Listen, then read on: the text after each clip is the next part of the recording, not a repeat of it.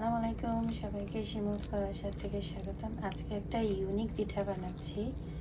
আমি এখানে সুজি নিয়েছি, সাগু নিয়েছি, ময়দা নিয়েছি, দেন তালের রস, খেজুরের রস, তারপরে দিয়েছি দুধ, এরপরে নারকেল, একটু লবণ, সব কিছু দিয়ে মাখতেছি। তো এরকম করে এর আগে বানাই নাই, আজকে হঠাৎ করে মনে হলো একটু বানাই। আচ্ছা, ডিম দিয়েছি 2টা, তো দেখা যাক কেমন হয়।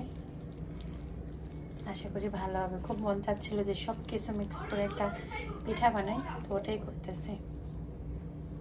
আমি এখানে আবার একটু বেকিং পাউডার দিয়ে এটাকে 5 মিনিট একটু খামিটা মেখে রাখলাম, দেখি কেমন হয়।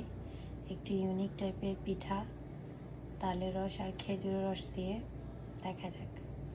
সো আমি এখন পিঠাগুলা গোল গোল করে ভাজবো।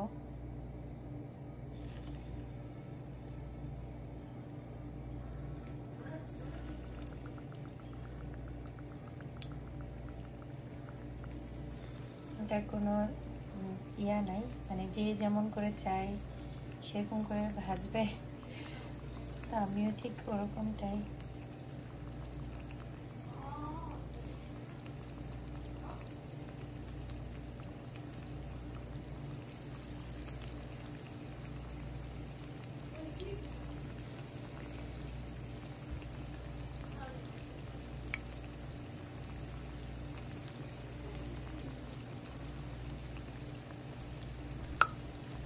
অনেকটা পেঁয়াজু বানানোর যে ব্যাটার, সেরকমটাই হবে ব্যাটারটা।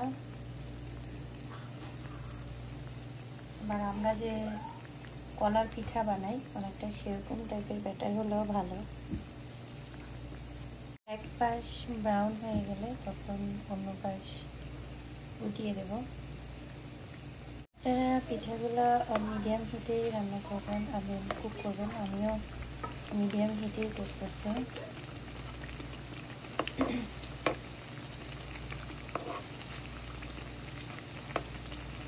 নারকেল, দুধ,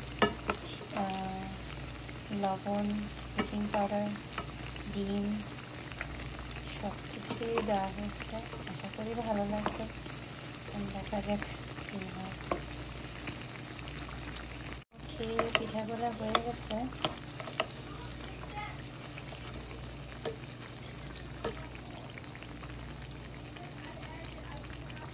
এরকম ব্রাউন কালার হলেই নামিয়ে ফেলতে হবে।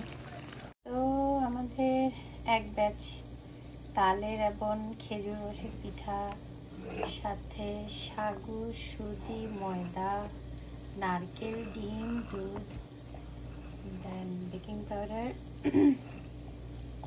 পিঠা রেডি। এখন ট্রাই করে দেখবো কেমন হয়েছে।